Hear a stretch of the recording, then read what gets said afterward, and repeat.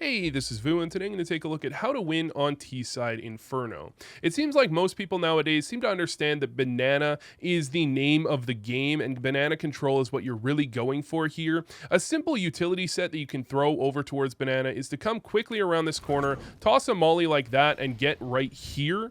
And then if you want, you can keep a smoke out if you're worried about a molly, or a flash out if you're worried about a hard push, where a flash like that can be a pretty effective pop flash if someone's trying to push down and really catch them off guard and give you a free kill. Typically though, in matchmaking and pugs, you're not going to see people doing much of either of those. What you really want to be doing is making sure you get into this corner here in case an opper went for a play. Oftentimes they'll sit right here for a couple of ticks of the Molotov before backing up, and if you're in the middle of the open, you're just a sitting duck and you're a free kill. The one thing I want to highlight here is that you need to make sure you're not 5 stacking banana. A lot of lower level players, especially anything, below MGE level, have a tendency to think if banana control is going poorly, the solution is to send more and more players there. However, that's really not the case. The thing is, if you go banana with 5 people, you actually just fuck yourself. You actually just fuck yourself because you just have 5 people to take nade damage. That's like really all it is, I got PK, why are we just like running into banana stuff? He killed us all for smoke. The more players you send towards banana, which is a bit of a choke point and there's very few angles to hide, it means the more players you have in position to get wrecked by nades. And there's only so many places nades can land, and there's only so many hiding spots on banana. If you spend 5 players towards banana, very likely at least one of them is getting absolutely destroyed by one of the nades, and you're going from, I'll probably take somewhere between 10 and 20 damage on average by nades per round if my opponents are tossing a molly and 2 nades on banana. If you have 5 players there, you're probably having at least one player take 50 to 70 damage, and the rest are going to take slight chunks as well because of the way it works. You don't really want to be sending more than 2 players directly towards banana at the beginning of the round on average, and you want to be making sure that you're only really sending the first of the 2 players into banana and the second one holds back. The reason behind this is these standard banana nades are the deep nades that people just kind of toss all the way down towards bottom banana, and the first player is very unlikely to be caught by that nade, but the second player will very commonly be caught by that nade and take 50 or 60 damage. So sending one player there and having the second player kind of at the back, either with a flash out.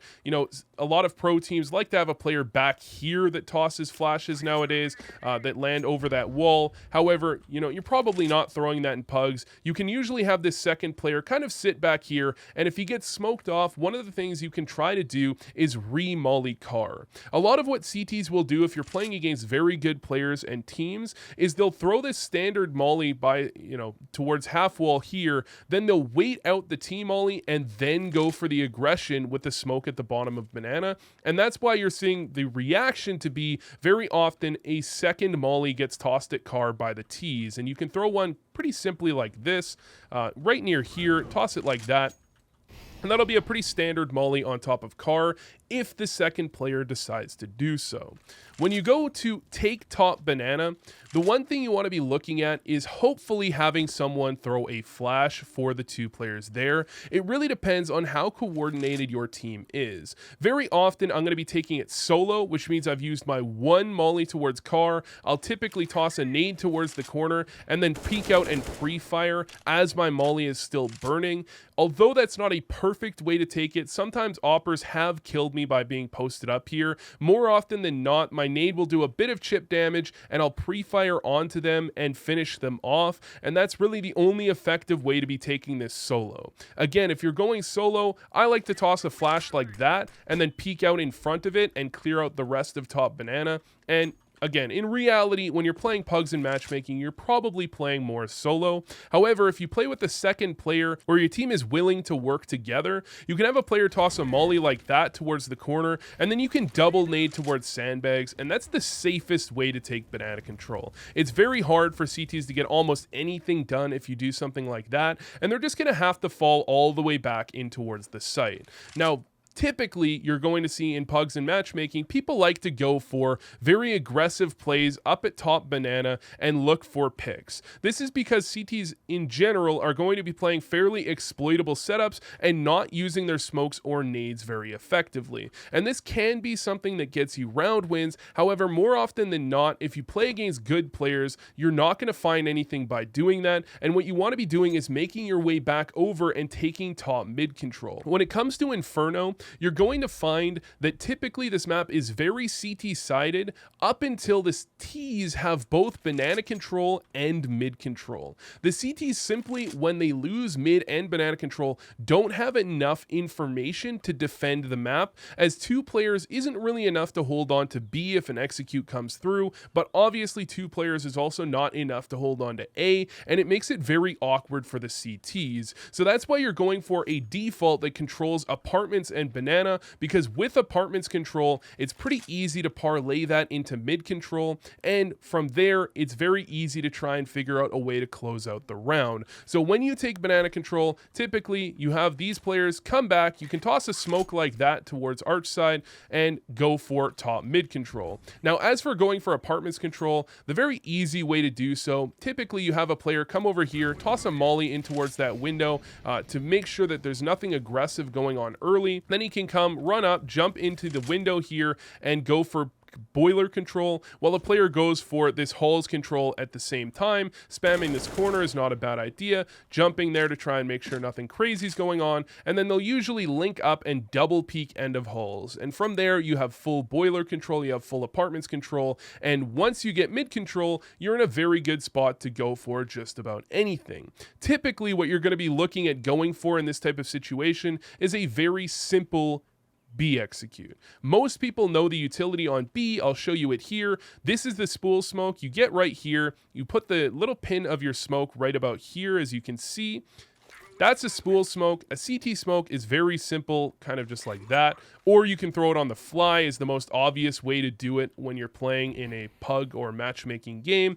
And a new box molly is very simple as well. You can either throw it like that, or if your teammates don't really know how to throw that or don't, at any point around here, if you aim at the top of this chimney, you're going to be able to molly new box as well. And that's just a little clever way to throw it if your teammates aren't throwing it themselves. You top that off with hopefully someone at the back of the pack is tossing flashes that land on the roof, and those flashes are going to full blind anyone sitting towards sight trying to peek out onto you guys, and it's very, very hard for the CTs to hold against this type of play. If you want to be going for some sort of A side play, it gets a little bit more complicated. There's a ton of angles you want to be worried about. You really want to have a very solid execute with smokes and flashes, but obviously you're not going to be having that in matchmaking, so oftentimes it's about exploding. It's about getting control up to about here and making sure that someone tosses a molly in a pit and you pop out off of a couple of flashes in that molly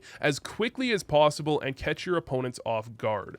Unfortunately, when it comes to pugs and matchmaking, you're not going to be finding a very consistent execute with full nades because they require a ton of nades. Instead, it's about catching them off guard and making sure that you can do really weird gimmicky plays on these types of B or A hits and catch players off guard if they're going for any sort of information.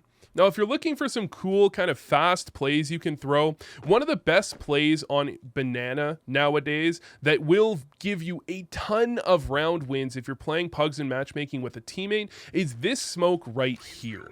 So you can have one of your players with the best spawn throw this smoke and the molly. So you can kind of come over here, toss the molly, and then come over and toss the smoke as well. And you can go for a swing right here. Now, obviously, you can't swing all the way out if the molly's down. So you either have to throw the molly and just go for a heavy play right up next to the molly, or you don't throw the molly and you go for a swing. You do that with a flash from a teammate that can land up high behind you, something like that. And the reason you want to be going for this type of thing, and the reason this smoke is really good, is because CTs are going to be kind of coming over towards banana and tossing a molly down towards top banana on a standard round. Well, that smoke is going to extinguish that molly and give you a gap behind it as well. Obviously, you have to throw it a little bit higher.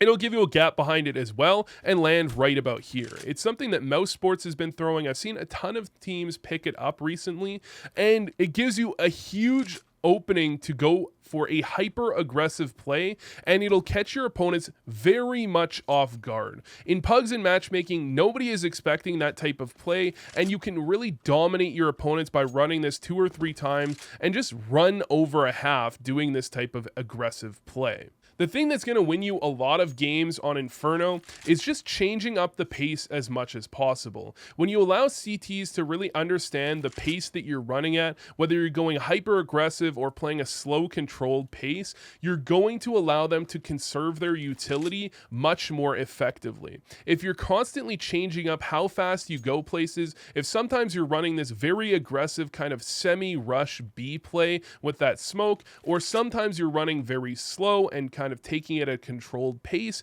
your opponents are going to be using utility worried about what you're doing, and you're going to put yourself in a very good position to kind of return late and go for a very simple execute. The final thing that you really need to be worried about when it comes to Inferno is the CT aggressive op plays. There's a lot of angles where oppers can get you off guard. They can go for the angle peek down here in mid. They can go for the Molotov peek down towards T stairs. They can even peek down into alt middle if the timing permits. You need to be careful as to those plays, and you need to be making sure that you're using your flashes and making sure that your timing is correct to not get caught off guard by these oppers just trying to catch you in the middle of the open. As long as you don't get entryed on by oppers and you can draw out your opponent's utility somewhat effectively, you're going to find you'll have a ton of success on Inferno. So thanks for watching, and I hope this helped. If you like the content, smash that like button, boys. Just smash it with a hammer. Just bang it out, boys. Bang out that subscribe button, the like button,